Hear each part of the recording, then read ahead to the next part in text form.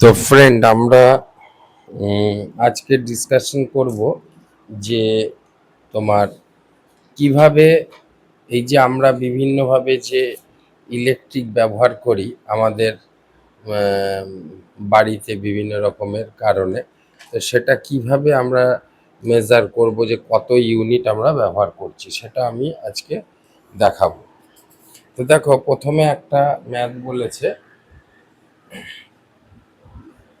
এগুলো হচ্ছে, আবার বলছি যে এই যে দেখছো ফর্মুলা, এখানে এটা হচ্ছে তোমার ইলেকট্রিক্যাল এনার্জির ফর্মুলা। কি কি হয়? VIR, I²RT, V²T/R। আর পাওয়ারের ক্ষেত্রে সেম হবে, এটা পাওয়ার মানে এই যে অ্যান্ড পাওয়ার, যেটা পাওয়ারের যে ফর্মুলা সেটা VI² R অ্যান্ড V²/R, এটা আর হবে। তো এখানে তোমরা হয়তো বলবে যে স্যার এতগুলো ফর্মুলা কি করে মনে রাখবো? দেখো, ফর্মুলা কিছুই না, এই টি গুলো তুমি শুধু বাদ দিয়ে দিচ্ছ, তাহলে কিন্তু পাওয়ারের ফর্মুলা চলে আসছে। এখন কোশ্চেন হচ্ছে, এই তিনটে ফর্মুলা কিন্তু বিভিন্ন সময় বিভিন্নটা ব্যবহার করতে হবে। এখন সেটা সিচুয়েশন বুঝে তোমাকে ব্যবহার করতে হবে। ধরো তোমাকে এখানে একটা নিউমেরিক্যাল দিয়েছে যে ফ্যান, মানে একটা ফ্যান কি করছে না, তার পাওয়ার হচ্ছে 60 ওয়াট। পাওয়ার হচ্ছে কত? 60 ওয়াট। তার মানে 60 ওয়াটে সে মুভমেন্ট করে এবং 3 ঘন্টা সে টাইম, তাহলে কত? 3 আওয়ার্স ফ্যানটা চলেছে। তাহলে ফ্যানটার পাওয়ার হচ্ছে গিয়ে তোমার, find the unit of electricity energy used. তাহলে কত ইউনিট ইলেকট্রিসিটি সে ইউজড করেছে সেটা তোমাকে দেখাতে হবে, সেটা তোমাকে দেখাতে হবে। তাহলে একটা ফ্যান, এরকম ধরনের ম্যাথগুলো ভালো করে বুঝে নাও। একটা ফ্যানের পাওয়ার হচ্ছে 60 ওয়াট, টাইম হচ্ছে 3 আওয়ার্স চলেছে। তো সেক্ষেত্রে বলছে কত ইউনিট ইলেকট্রিক সে ব্যবহার করেছে। তো আমরা কি করব? ফর্মুলা সবসময় লিখব E=P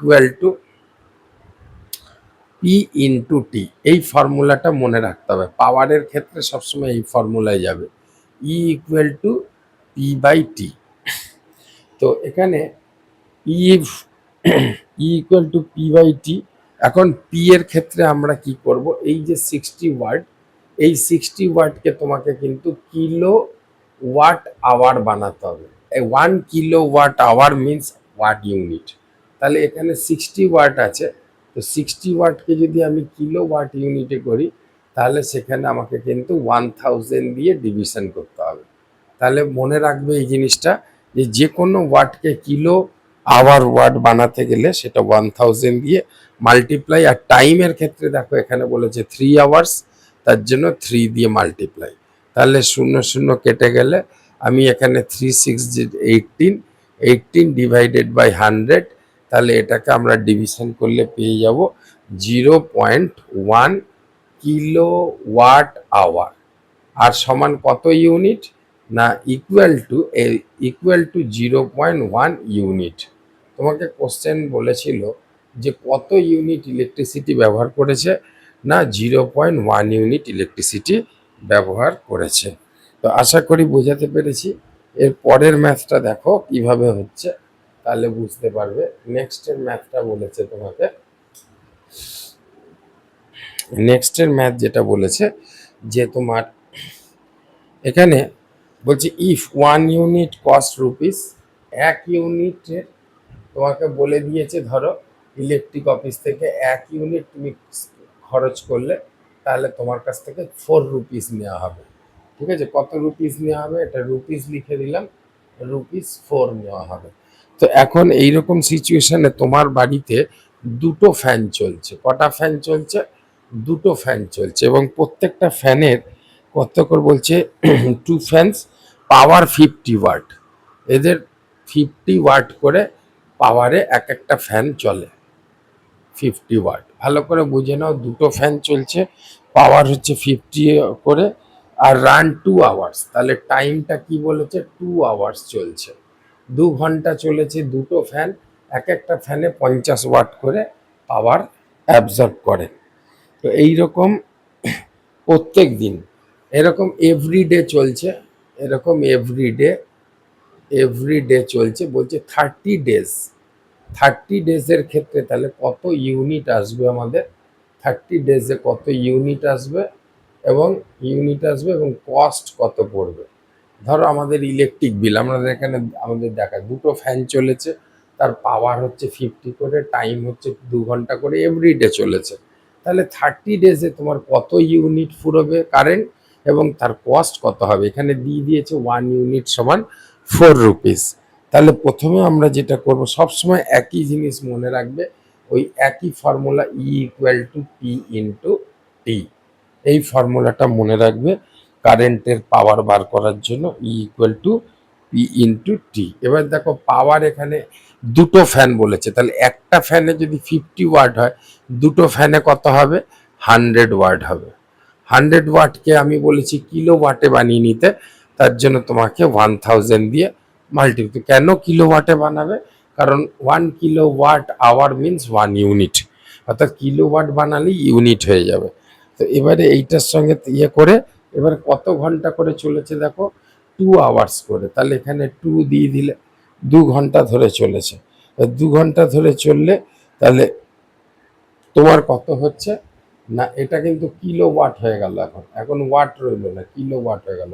0 0 কেটে দাও, 0 0 কেটে দিলে তোমার 2/10 হচ্ছে। 2/10 হলে মোটামুটি তোমার অ্যান্সার বেরোচ্ছে 0.2 কিলো ওয়াট আওয়ার সমান কত unit, 0.2 unit. Kilo watt hour কি করে হলো না, 1000 দিয়ে ডিভিশন করলো।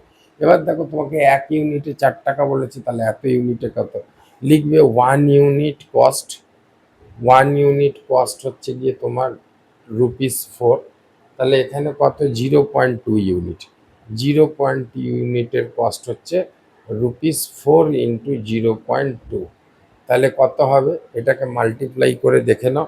এটাকে মাল্টিপ্লাই করলে তোমার হয়ে যাচ্ছে না, তোমার প্রত্যেকটা দুটো ফ্যান চলেছে যেহেতু, তাহলে তোমার এখানে, আচ্ছা ও সরি, একটা জিনিস তো আমরা ভুল করে ফেলেছি, এখানে 30 ডেজেরটা বার করিনি, এটা তো আমাদের কত এভরিডেজের ক্ষেত্রে পেয়ে গেছি। তাহলে আর 30 ডেজে কত আমাদের ফুরিয়েছে, কনজিউম করেছি আমরা কারেন্ট, না 30 ডেজে আমরা কারেন্ট কনজিউম করেছি না, ইন 30 ডেজ কি হবে না, 30 ইন্টু এই যে এখানে ভ্যালু 0.2 ইউনিট, এত ইউনিট ব্যবহার করেছি। তাহলে মোট আমরা 60 ইউনিট ব্যবহার করেছি। এটাকে মাল্টিপ্লাই করলে হয়ে যাবে 60 ইউনিট। তাহলে আমরা যদি 60 ইউনিট ব্যবহার করি মাসে, তাহলে 1 ইউনিটে যদি 4 টাকা হয়, তাহলে টোটাল কস্ট কত, তাহলে টোটাল কস্ট হয়ে যাবে 60 × 4 রুপিস।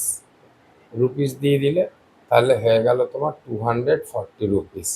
তো তাহলে তোমার টোটাল কত দাঁড়িয়ে গেল, 40 রুপিস। আচ্ছা সরি, এখানে যে 6 ইউনিট যেটা আছে, এটা 60 ইউনিট হবে না, 6 ইউনিট হবে এবং এটা 0 কেটে যাবে, 24 রুপিস তোমার খরচ হলো।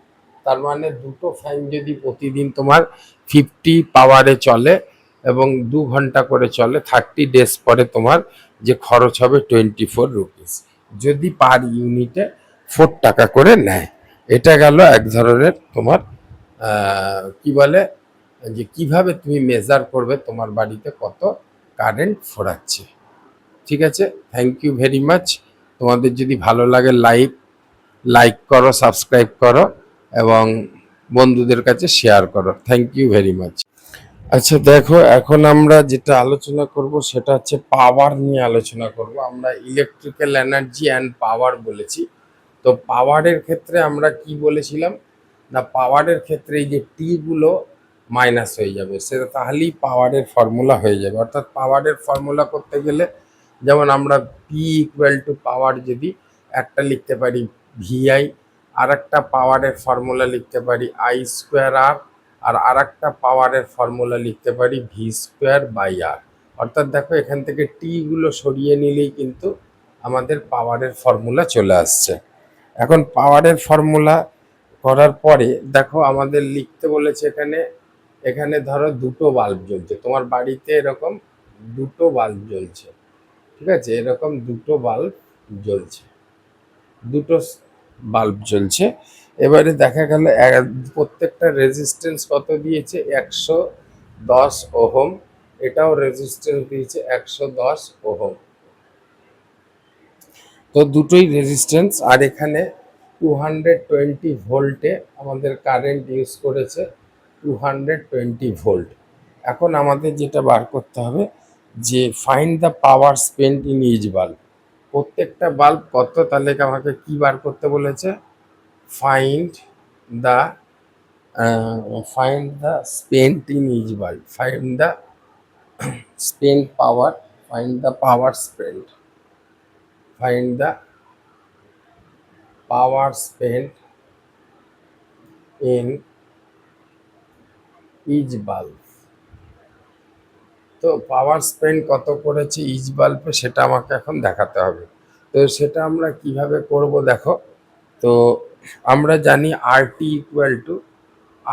ইকুয়াল টু দুটো রেজিস্ট্যান্স প্লাস করে দেবো R1 প্লাস R2, তাহলে 110 প্লাস 110, তাহলে 220 মেবি হয়ে যাবে আমাদের টোটাল রেজিস্ট্যান্স, এবং এটা ওহম দিতে হবে। তো ওহম দেওয়ার পরে আমাদের ভোল্ট দেখো কত আছে, ভোল্টও আছে 220 ভোল্ট, তাহলে ভোল্টও 220 ভোল্ট। তাহলে আমরা কি লিখবো, কারেন্ট ইকুয়াল টু আমরা লিখব না ভি।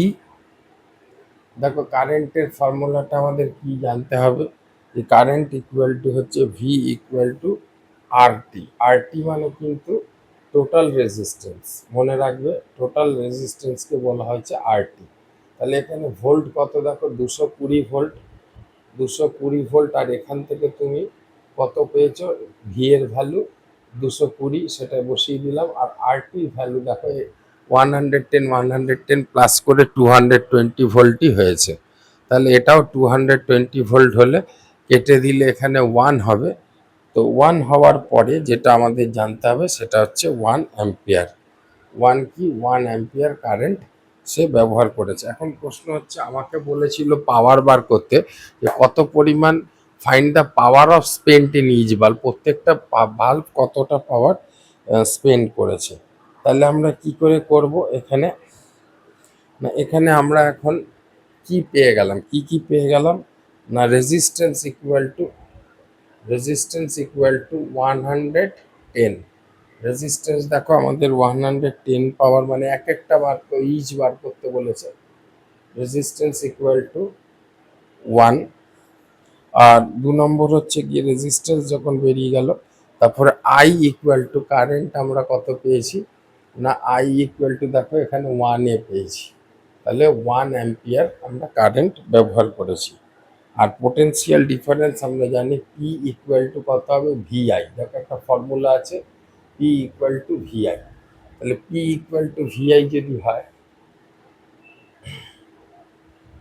পি ইকুয়াল টু যদি ভিআই হয়, আর ভি এর ভ্যালু দেখো, ভি এর ভ্যালু হচ্ছে আই স্কোয়ার আর, ভি এর ভ্যালু হচ্ছে আই স্কোয়ার আর। তাহলে ভি এর ভ্যালু হচ্ছে আই স্কোয়ার আর। তো আমরা তাহলে কি পেয়ে যাব, এখানে I equal to 1 square into resistance কত বেরিয়েছে দেখো, রেজিস্ট্যান্স কিন্তু আমাদের বেরিয়েছে 110, মানে এক একটা রেজিস্ট্যান্স, একটা বাল্বের কথা বলেছে, তাহলে 110, তাহলে 110 ইন্টু 1 কত হয়ে যাবে না, এখানে 110ই হয়ে যাবে। আর পাওয়ারের ইউনিট কি, আমরা সবসময় লিখবো ওয়াট, পাওয়ারের হচ্ছে ওয়াট। এইভাবে তোমাকে নিউমেরিক্যালগুলো করতে হবে, ঠিক আছে। তো এখন ঘটনাটা হচ্ছে, আমরা যেটা শিখব সেটা হচ্ছে কিভাবে আমাদের আমরা যে বাড়িতে যে ব্যবহার করি এই তোমার ইলেকট্রিসিটি, তা কিভাবে মেজারমেন্ট করব সেটাই দেখাবো।